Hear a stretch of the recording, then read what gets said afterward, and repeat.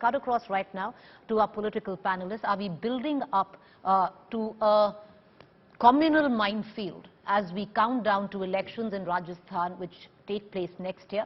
I have Tuhin Sinha, spokesperson Bharatiya Janata Party, Aadil Singh Boparai, spokesperson Congress. Aadil, Ashok Gehlot says that many such instances will take place. There will be many more Karolis as you come down to elections. There will be many more Alwars, many more Jodhpurs. The fact is, what does it say about your own government? You can't control an Alwar, you can't control a Jodhpur, you can't control the latest incident of a hate crime which has happened in Baswara. Well, Preeti, hate, violence and divisiveness are synonymous with the BJP. If you ask a BJP leader to give a speech where he should not mention Hindu-Muslim, there is nothing to the BJP. If you actually understand the BJP's history, if you understand their lexicon, all what they thrive in is on religious polarization. And Mr. Gehlot is right. Not just in the run-up to the Rajasthan elections, but you will see in the run-up to the 2024 general elections, BJP is sowing the seeds of communal hatred in this country. And I've said this before and I'm going to repeat again. Today the onus is on the Indian citizen. He has to clearly decide which vision of India does he want to subscribe to. Does he want to subscribe to the BJP's vision of India, which follows an exclusivist model, which is modeled on majoritarianism and hate? Or does he want to follow Mahatma Gandhi's model, which believes in inclusivity? And to take your observation further, as far as the state government is concerned, law and order is concerned, if we take that observation further, that would mean that Mr. Amit Shah and Narendra Modi miserably failed when the Delhi riots took place. Because the Delhi police is under them. By the same there was Modi and Mr. Amit Shah. So therefore, Mr. Gehlot is right, the BJP aiding, abetting and encouraging such violence. Mr. Boparai, you said the BJP... In fact, the ideal thing to do it... Okay, Mr. Boparai, you said the BJP represents writing, it represents communal strife. If you look at Rajasthan today, many would suggest then the Congress represents an abject administrative intelligence failure which continues to take place in city by city as each city burns. Is that to me? Yes, it is to you, sir. Is it to me, Preeti? Yes, Mr. Boparai, it is for you. It's your own state government and Congress. Preeti, please understand. I perhaps, and if the state government, the right thing to do for them would be to put these BJP leaders under preventive detention. Because if these BJP leaders are in jail, there will be less violence in society. There will be less hate in society. Because this is what they thrive on. This is what they peddle. They have destroyed the social fabric of this country. Whether it's Madhya Pradesh, whether it's Uttar Pradesh, whether it is Delhi, whether it is anywhere. The point is we are following the rule of law. We don't want to lock up people merely Aadil Singh Boparai, the solution to end communal strife cannot be to put BJP leaders in detention. You know, that's a bizarre way of looking at things. What about your own state? There is an abject administrative intelligence failure which took place in Jodhpur. Your government was there. I'll tell you the solution. You should have clapped curfew at night. You didn't do so till the next afternoon. The solution to communal violence is number one, that the BJP should stop peddling hate. And number two, I think it is high time, and not just the Congress party, but all opposition ruled governments, wherever the BJP tries to spread hatred, tries to encourage violence, I think it is time to use the long arm of law. It is time to act under the contours, under the rigid contours of the IPC and the CRPC to prevent such a situation from happening. And all this is being done to deflect attention from the real issues. Look at the price of fuel. Will you hear a Tuhin Sinha or a JP Nadda talking about fuel? Will you hear them talking about employment? Will you hear them talking about inflation? Never. I'd like to bring in Tuhin Sinha into this conversation. Mr. Sinha, the Congress says these are diversionary tactics. You do not want to face up and answer to what the reality is in terms of inflation, and all you're doing is adding fuel to the communal fire and aiding rumour mongering. Good evening, Preeti. Preeti, the spate of riots that you have mentioned in your introductory remarks in Rajasthan, we have compelling reasons to believe that they enjoy the tacit and at times even the overt support of the Congress party in Rajasthan. Look at the ridiculous statements which the Chief Minister Ashok Gehlot has made in the last 3 days. Today he says that more of these riots would follow. Now, how is this statement different from what PFI made on the eve of Ram Navami riots, and what followed was what you saw? Till date, Matlub Ahmed, the chief accused, a person who was supporting Congress until that day, is not to be seen. He's absconding, whereas they've arrested 36 people. I don't know for what. Number two, the chief accused in Baran district riot was seen at the iftar party of the CM Ashok Gehlot.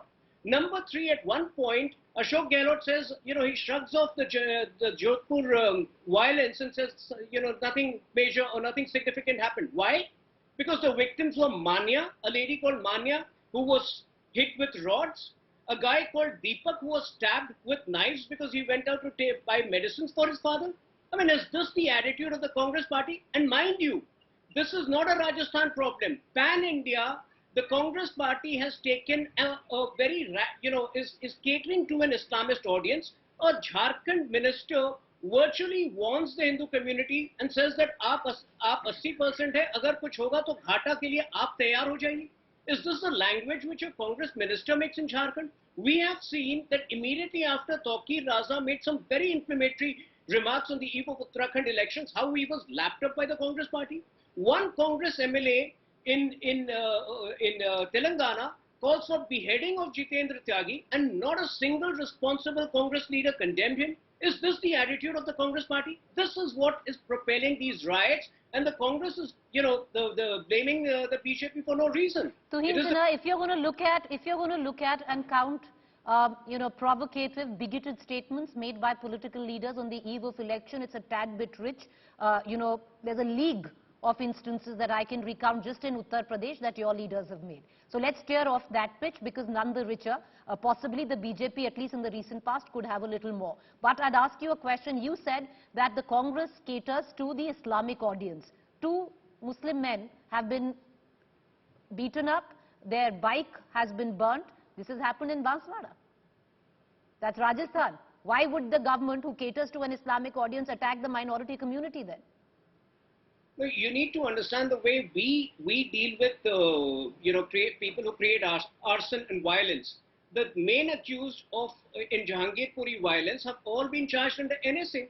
And I told you how how the main accused in Rajasthan riots end up at the Chief Minister's iftar party. So if you soft pedal these elements, somewhere they will initiate violence which will be retaliated.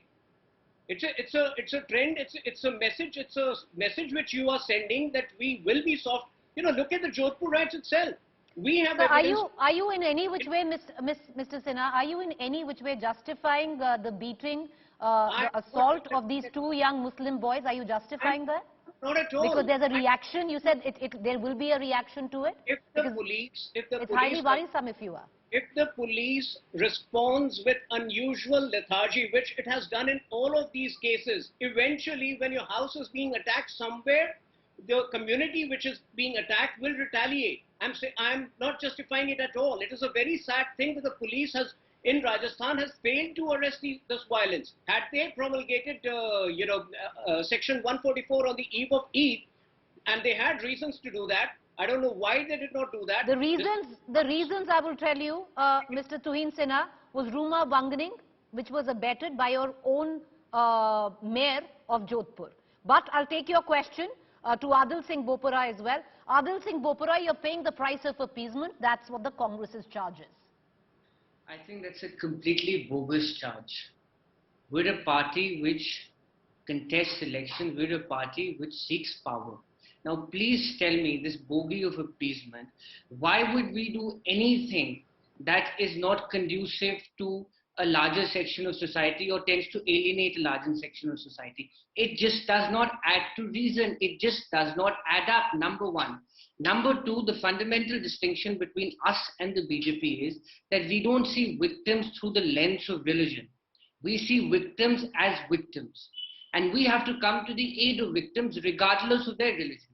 But Preeti, let me tell you, I've been on your debates for the past couple of years. The BJP is beyond repair. The DNA of the BJP is hate and divisiveness. We can continue to have these eloquent debates The point is, this is what the BJP stands for. Ultimately, and I say this as a citizen, I'm saying this in the core of my sensibilities, the people of this country have to realize that time has arrived. We need to realize that the BJP is pushing us into the spiral of violence and hate. We have to be Adil Singh mindful Boparai, that it's we always, must it's all well repel and such good. forces. Okay, Adil Singh Boparai, it's all well and good, to put the onus on the people, but the fact is, your own government, till now there has been no confirmation or investigation which points out that the BJP fueled the fire in all of these areas. But for once, if you believe what you're saying, your own government in Rajasthan has made it very clear that you're helpless then. That all you're doing is seeing it happen. You're administratively weak. You cannot control a riot or communal strife. Why should the people of Rajasthan re-elect you? I'll respond.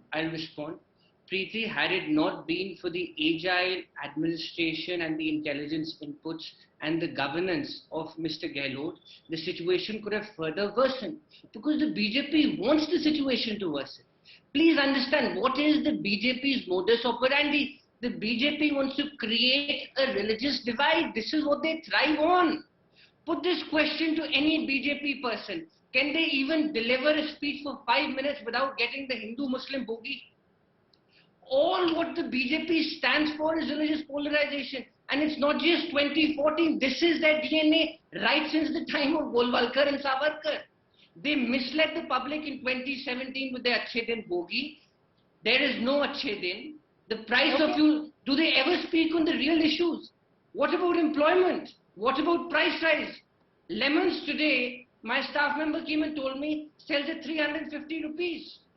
Do they talk about all these issues? No, they don't. Because they have this bogey. Adil Singh Boparai, it sounds a little bourgeois when you say my staff member came and told me it cost this much. But having said that, I'm going to go back to Tuhin Sinha. Tuhin Sinha, diversionary tactics followed by the likes of the Bharatiya Janata Party. You talk about Hindus, you talk about Muslims, you talk about communal strife, you make bigoted statements.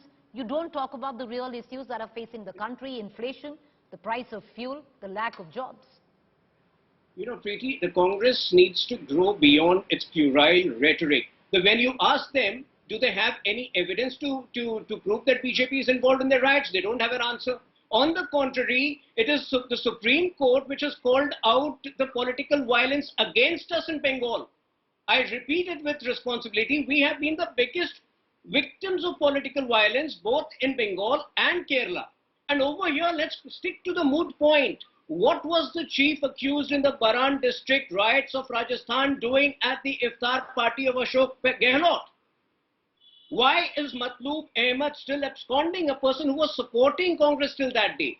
I think if we stick to these two things, the Congress will be cornered, and that is why I began by saying that we have compelling reasons to believe that there is tacit or at times even overt support of the Congress party to the violence that has been happening in Rajasthan. All right, the violence in Jodhpur, Mr. Sinha, one of the main reasons was at 12 o'clock, it was a rumor, unsubstantiated, that was echoed by your mayor, Miss Seth of Jodhpur, that caused a lot of people to reach the square and pull down a flag which was not an Islamic Pakistan flag but an Eid flag.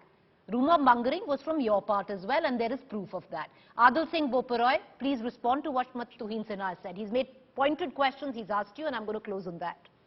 I think he should be roped in as an investigator perhaps by the police. But having said this, the point today is, why would the Congress want violence in its own state? Does it stand to reason? Let's put this question.